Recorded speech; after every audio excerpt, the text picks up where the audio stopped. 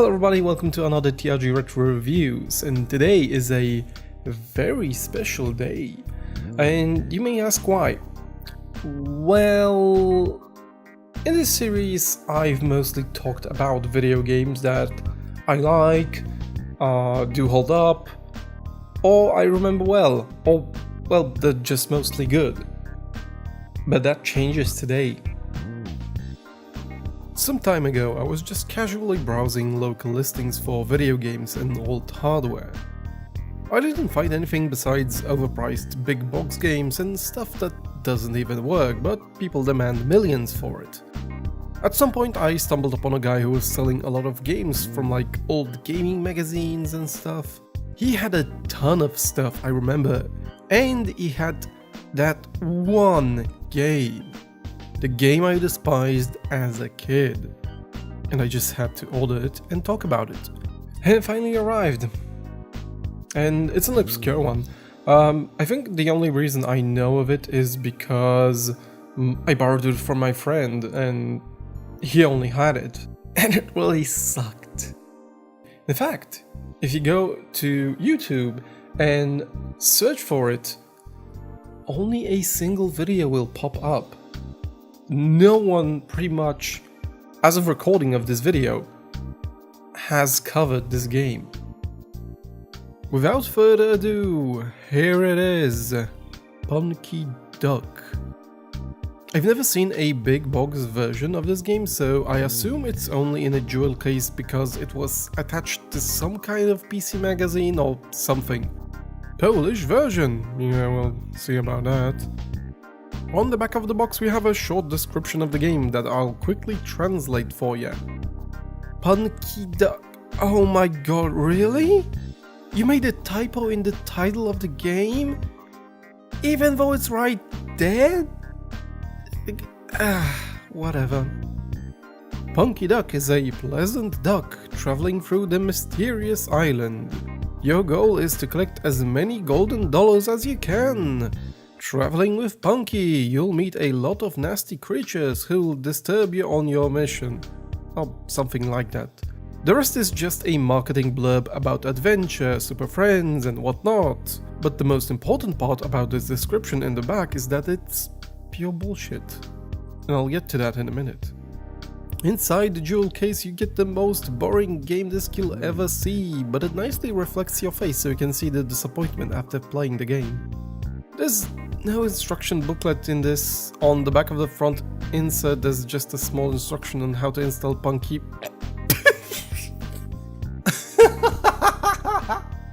Oh, this is a quality disaster. But on this insert you can also see who's responsible for this quote-unquote quality. The Polish distributor was Optimus Pascal, a division of Optimus which back in the day localized a lot of software and video games in Poland. Optimus also made hardware, games and software. Nowadays they're more known under the name CD Projekt. The developer was Condor Software, who made such titles as Harry Boy's Quest and Planet Soccer. Huh. I haven't even heard of those. According to the credits, this game was released in June '96. So, it's time to put the CD into the drive, navigate to it, start the installation process, and after it's done, configure our sound card. Once done, it launches the game, first greeting you with the Condor Software logo and then plays an animated cutscene introducing the story. And it's aliens that invade the island, and I just have to take a moment to admire the trees on this scene. It wasn't even an attempt at simulating depth. Someone just went out and copy-pasted those like the freaking stamps. But anyways, aliens attack, Punky runs off to a conveniently placed porta potty and does things, while the aliens capture your friends and put them in hell? You finally emerge as Punky Duck, ready to save your friends. Now, let's go back a little moment to our description on the back of the box. At this point I realized that whoever wrote this saw maybe 5 minutes of gameplay and hasn't even seen the intro. Whatever. You're then dropped to the main menu where you can start a new game, load one if you saved, or play around with the options. In the options, you can change the difficulty settings, language, which only affects Punky's dialogue in the game, so what's the point? Game speed, which I recommend setting to slowest, set the resolution, enable or disable scan lines, which here are described as fast mode, set sound volume and remap the keys. Starting the game will immediately drop you into the first level, and touching the arrow keys will send you speeding in the direction of your choice and tell you everything about this game's controls. They suck! Not only does this game run super fast, and that's why I suggested setting the speed and the options to lowest, but it also affects the sensitivity of the controls. It's most noticeable once you get the compass and see that even a single tap on the left and right arrow keys rotates your character around 40 degrees, meaning Punky can effectively run in 8 directions. Which really sucks, as this game has a ton of obstacles that will hurt you and you really need precision to avoid them. It also makes shooting at enemies a little harder, but the game features a slight auto-aim, so it's not that terrible. You can strafe using the control key, but you lose the ability to rotate while doing so. Overall, the controls feel clunky as hell, making the game more difficult than it should be, and the combat isn't helping either. Enemies use projectiles in this game and follow you around if they're not the green plant thingies, which combined with the shitty controls means they'll gang up on you and quickly drain your life because it's not easy to avoid damage. It's also sometimes hard to see where the shots are coming from, and then I'm pretty sure enemies respawn constantly. And oh yeah, health! You're gonna see that go down. A lot. But as you lose health, you're also going to be scarred for life. Especially if in '96 you are still a small kid. You have a portrait in the upper left corner of Punky representing your current health, and it changes as it goes down, just...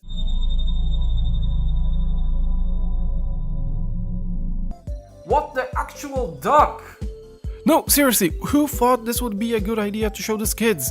They're just playing the game and watching Punky turn into a bloody pulp, his teeth knocked out, all purple from bruises. What the hell? But hey, it's bright, cartoonish, colorful, and it plays cheerful music from the audio CD. Looks like a perfect game to give to your kids to play. Just don't mind the traumatizing head in the corner of the screen. Graphically, the game looks okay. You run around a 3D island, but enemies, foliage, hazards, and pickups are all 2D sprites. They're of decent quality, but you can easily get lost as the areas and levels don't really look too different from one another, and the low draw distance doesn't help either. You can thankfully press tab to bring up the map to find yourself in this world. Sound design is ass. Monster grunts and death sounds sound like they were recorded when the sound designer had too much to drink and just hurled into the microphone, and the rest sounds like stock effects.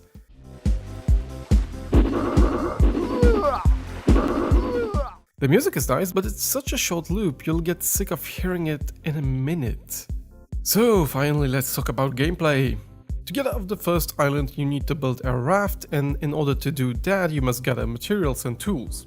The game spawns you near a small village, but it's easy to speed off in another direction and completely miss it. Oh, look, I found some nails. I have to find the plan? Yeah. The game won't allow you to pick up items in a different order than it was designed, which makes little sense. And if you don't know about the plan in the village, you'd likely wander around level having no idea what to do, since you can't pick up any items until you get the plan, which, by the way, in the Polish translation is a map for some reason. The items on the map are always in the same place, so you can sort of memorize where everything is, but it's all trial and error as you die over and over trying to find everything. I seriously think it would be impossible for someone playing this for the first time to beat the first level. And yes, beating the first level, a thing that I never achieved. For years I thought that you can't beat the first level and that the game's deliberately broken. See, at a certain point of collecting items you run across the mast, but no matter what I did in the game, Punky would refuse to pick it up, claiming he's not strong enough. Okay, so I figured that maybe the purple drinks that are scattered throughout the island are some kind of a strength potion. After all, picking them up didn't do jack, but it turned out that's not the case. And by the time I got to this point, I was likely low on health and lives, so there was really no room for experimenting and trying to figure out what to do. Because of that, I always thought the game was broken on purpose. Combined with the hard difficulty, I thought that maybe the game has no more levels and they broke the game to hide that. But to be completely honest, I finally figured it out. What Punky says when you try to pick up the mast is misleading, and judging by the dialogue in the game, it's clear English wasn't the developer's main language. It's not that he's not strong enough, he's carrying too much. Once you get the first 4 items, you can go to the small dock and build a part of the raft. Only after that you can go and pick up the mast, drop it off, and do the same to the sail. And oh my god, it's finally happening, I'm gonna see the second level! I must bring the mission to a close? What? What is it even? Oh, what the crap?! No.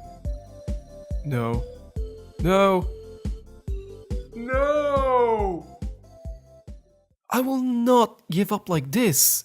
And by the means of cheating, I have managed to get back to the boss, and holy crap, this dude is hard to kill. And yes, it led! Now onto the ending? Did I beat the game? Boo. Lame. So I was kind of right, the game is so hard, so you won't notice there's only one level. And I tried 2 times more, on medium and hard difficulty. Both had more enemies and tougher ones, but also required clearing out the island, with medium requiring to kill at least half of the monsters and the hard to eradicate all monster life form, which is pretty much impossible. But nothing changed. After the first level the game ends. But something's not right. I looked at the game files and it seems like they should be 5 levels. There are language files referencing things that do not appear in the first level, so I decided to experiment a little by renaming and swapping files. I could alter the few 3D models around level, the item layout, and in one case, alter the color palette of the game. Other times it would crash. But I managed to see planes, tents, and other types of buildings. It seems like the truth is somewhere out there in the files, but I can't figure out how to get to this. And that would be the end of the story of Punky Duck.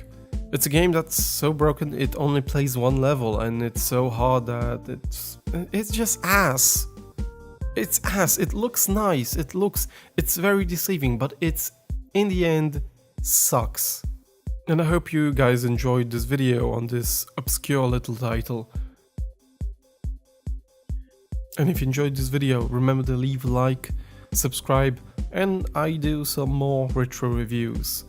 Leave a comment down below, what did you think of the video, did you like it? I hope so. I'll see you guys in the next video.